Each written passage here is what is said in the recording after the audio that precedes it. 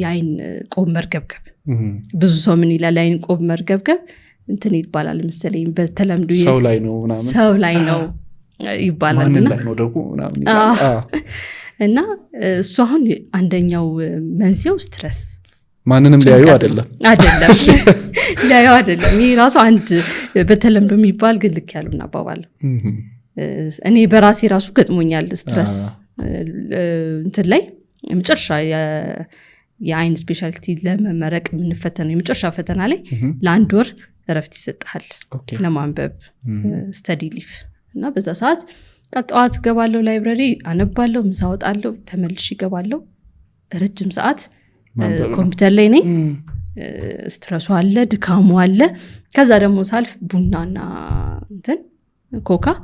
በቃ ለመነቃቃት ስል ወስዳለሁ ከዛ የመጨረሻው አንድ ሳምንት ላይ በቃ አይኔ ይገበገባል ይሄ አይን ቆብና ራሴን አይቼዋለሁ እሱ ዳይሬክትሊ ከስትረስ ጋር የሚያገናኘው ነው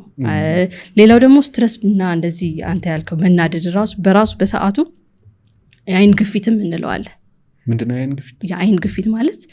ደም ግፊት ይባል ደም ግፊት ይታወቃል የአይንም የራሱ የሆነ ግፊት አለው እሺ አይናችን እንደዚህ ኳሱን ጠብቆ ስትራክቸሩን ጠብቆ እንዲቀመጥ የራሱ ግፊት አለው ግፊት ልክ ውሃ አለው ውስጡ እሱ ውሃ ሰርኩሌት ያደርጋል ያቺ ውሃ በተፈለገችበት ግፊት መጠን ካልሆነች ካነሰ ኮላፕስ ወይም የመሸማቀቅ ነገር ይኖራል ከበዛ ደግሞ በጣም የመወጠርና ህመም የመፍጠር ከዛም አልፎ ግፊቱ በጣም ጨምሮ ነርቭን የመጉዳት ደረጃ ይደርሳልና ያቺ ግፊት ኖርማል የምንላታለች ከዛ ሲያልፍ አይን ግፊት ተከሰተ እንላለን ሲያንስ ደግሞ አይን ግፊት አነሰም እንላለንና ይህ በስትረስ በጣም በምንዙ ትንሽ ጊዜም ቢሆን አይን ግፊት የመጨመር ነገር አለ ያመጣል ያወራን ያለ ነው ዘመናዊ ህክምናውንና ሳይንሱ ላይ ያለውን ነው ባህላዊ ህክምና ደግሞ የሆነ ጊዜ አይቼ ነበር አይን ላይ ምንድነው ምላሳቸውን ከተው ምናምን መጥረግ ይመከራል ሄደው አስጠርገው ብዙ ጠጠር ምናምን እንደዚህ ይዘው ይመጣሉ አይን ውስጥ የተከማቸ በምላስ ነው የሚጠረገው በጣም ይሄ በጣም ከባድ ነገር ነው አይን በጣም ፕሪሺየስ ነገር ይሄ በተለይ አይን ብሌን የምንለው ትንሽ ነገር ይበቃዋል በተለይ የመጀመሪያው አይን ክፍል አሁን ከምራቅ የሚወጣ እኮ ብዙ ከምላሱ ከምራቅ የሚወጣ ብዙ አሲድ ነገሮች አለው እሱ ራሱ ኬሚካል ኢንጁሪ ወይም የኬሚካል ኢፌክት ሁላ ሊኖረው ይችላል አይናችን ላይና አይናችን ውስጥ ምንም ነገር ባይገባ ነው የሚመከረው ግን አሁን ያንን ያየሁትኝ በምን አጋጣሚ መሰለሽ የአይን መቆርቆር ውስጡ ነበረበት ሰውየው እና የሚሰራው ብየዳ ላይ ነው ሶ ሲቆርጥ ምናምን የነዛ ትናንሽ ብረቶች ፍንጠርጣሪ ይገባል አይን ውስጥ እና በጣም ቁርቋሬው ሲያስቸግረው እስኪ እዚህ ቦታ ሂድ ምናምን ተብሎ ይሄዳል ከዛ በቃ ሴትዮዋ ያ ነው ስራቸው አይኑን ገለጥ አድርገው ወይ እና በጣም ብዙ ጠጠር ነው ሁላ ይወጣው ማለት ነው እንደዚህ አይነት ሰዎች ወደ እዚህኛው ዘመናዊ ህክምና ላይ ሲመጡ ምን አይነት ህክምና ነው የሚሰጣቸው አሁን ለምሳሌ አሁን ያልከው የመቆርቆር አሁን ብየዳ ላይ ያሉት ሰዎች በጣም ለብዙ አይን ሁኔታ ይጋለጣል ብየዳ እንደገና የመንገድ ስራ ላይ አቧራ አሁን ምንድነው መጀመሪያ ያው በስሊት ላምፕ ወይም በማይክሮስኮፕ እኛ በምንጠቀመው እናያለን አይናቸው የቱ ጋር ነው ያለው ያ ከውስጥ የገባው ነገር የት ነው ያለው የሚለው እንደዚህ ልጅ ያለን አይን ገልብጠን እንደሱ ገልብጠን በደንብ ውስጡን እናያለን እዚህ ስርም እናያለን ከፊትም እንደዚህ የሚታየው ላይም እናያለን አንዳንዴ ላታገኘው ይችላል በማየት ውስጥ ሊሆን ይችላል ያኔ ምንድነው ኢሪጌሽን ወይም ደግሞ በኖርማል ሳይን የምንለው አለ ወይም ግሉኮስ ነው ብዙ ሰው የሚያውቀው በደም ስር የሚሰጠው ግሉኮስ አለ እሱ ፈሳሽ ውሃውን በስሪንጅ በመርፌ በደንብ አድርገን ወሽ ማጠብ አይን ታጠባል ስለዚህ የምናጥብበት እኛ መንገድ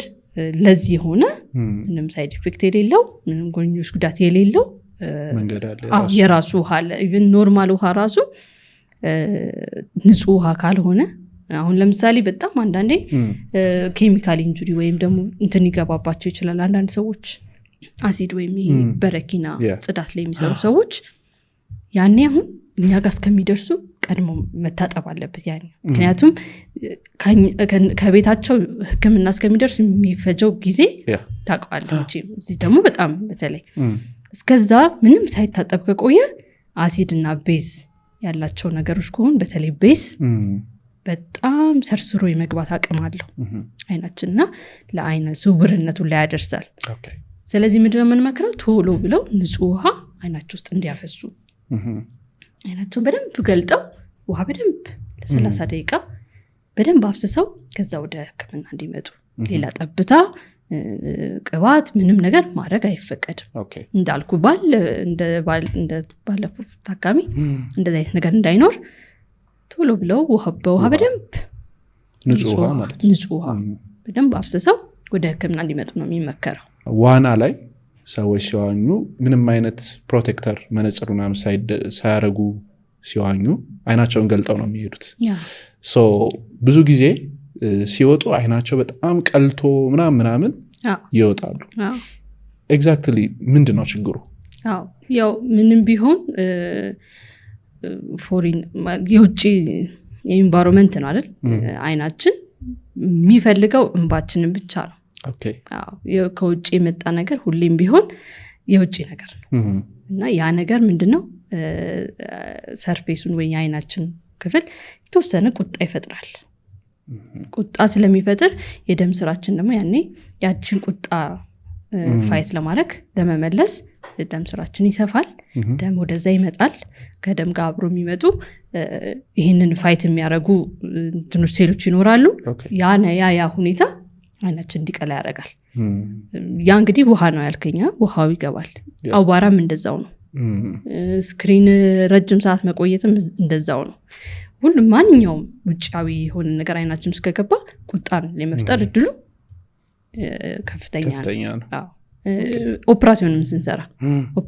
ስንሰራ በነጋታው ይቀላል አይደል አይናችን ቁጣ ነው ምክንያቱም ከሚፈልገው ውጪ ስለ አይናችን ስለገባ ስለዚህ በተቻለ መጠን ፕሮቴክት ማድረጉ አስፈላጊ ነው ኦኬ እኔ ጋርም የሆነ ሰዓት ላይ የሚያጋጥመኝ የነበረ ባጊ የመሆን እና ይሄ ከስር አብጦ ይቆያል አብሶ ማታ ላይ ስክሪን ታይም ረጅም ሰዓት ቆይቼ ስተኛ ጠዋት ስነሳ ይሄ ያብጣል ከኔ ባሱ ደግሞ ብዙ ሰዎችን ተመልክቻለሁ እንደዛ የመጥቆር ይሄኛው ፓርት ብቻ ምንድነው ምክንያቱ አንድ እንግዲህ አብዛኛው ጊዜ አሁን በተለይ ይታየ የመጣው ወጣቶች ላይ እንዳልከው ነው ስክሪን ታይም መጠቀም እንቅልፍ ማጣት ይሄ ነው አሁን በጣም እየታየ ያለው ግን እድሜ እየገፋ ሲመጣ ግን የራሱ የሆነ እዚህ አካባቢ ያሉት ፋቶች በማነሳቸው የሚመጣ ነው ፋቶቹ በመውጣታቸው የሚመጣ ነው ግን ወጣቶች ላይ የምናየው አንደኛ ስክሪን ታይም በረጅም ሰዓት እንትን ማለቱ በራሱ ድካም እንቅልፍ ማጣት እና ሌላው ደግሞ ውሃ እንደማቋጠርም ሊሆን ይችላል መንስኤውና ጨው የበዛበት ምግብ በጣም ወደ ማታ አካባቢ የሚበላ ሰው ለዚህ ተጋላጭ ሊሆን ይችላል ለምን ምክንያቱም ጨው በራሱ ሃይ ሲሆን በደም ስራችን ውስጥ ሲበዛ ጨው እንዴት ነው ጨው ሲታበዛ ውሃ ጠጣ ይላል ልክ እንደዛ ሁላ ኮንሰንትሬሽኑ በደም ስር ላይ ሲበዛ ውሃ የመሳብ ነገር ይኖራል እና ደም ስራችን ውስጥ ደግሞ ከሰውነታችን ክፍል ስስዋ ወይም በጣም ቀጭን ስስ የምንለው ቲን የምንላት ክፍል ናትና ውሃ ነገር ውሃ ቴንሽን ሲኖር ቶሎ የሚታየው እግር ላይ እጅ ላይ ሳይሆን እች ላይ ነው አይናችን ቆብ ላይ ነው ብዙ ጊዜ የሚታየውና እሱም ሊሆን ይችላል ሌላው ደግሞ የውስጥ ደዌ ኮንዲሽኖችም በእንደዚህ አይነት መልኩ ሊመጡ ይችላሉ እንደ ኩላሊት በሽታ የእንቅርት በሽታ በእንደዚህ አይነት መልኩ ፕሬዘንት ሊቀርቡ ይችላሉና ምልክት ሆኖ ሊታዩ ይችላሉና መንስኤውን ማወቅ ያስፈልጋል ዋናው ይሄ ድካም ረጅም ሰዓት ስክሪን ታይም ወይ እንቅልፍ አተኛኘት እንደሱ አይነት ነገር ከሆነ እሱን አቁመት ትሞክራለህ ካልጠፋ ግን ወደ ህክምና ሄዶ የግድ መታየት ያስፈልጋል ሌላው ኮልድ ኮምፕሬሽን የምንለው አለ ቀዝቃዛ ነገር በረዶ በፎጣ ጠቅልሎ እዚህ ላይ መያዝ ያረጋገዋል። ይቀንሰዋል። ምንድነው ደም ስራችን እንዲጠብ ያደርገዋል። እዛ ጋር ያሉ ፍሉዶች እንዳይበዙ ያደርጋል። እነዚህን በመጠቀም የተወሰነ ሪሊፍ ይሰጠናል።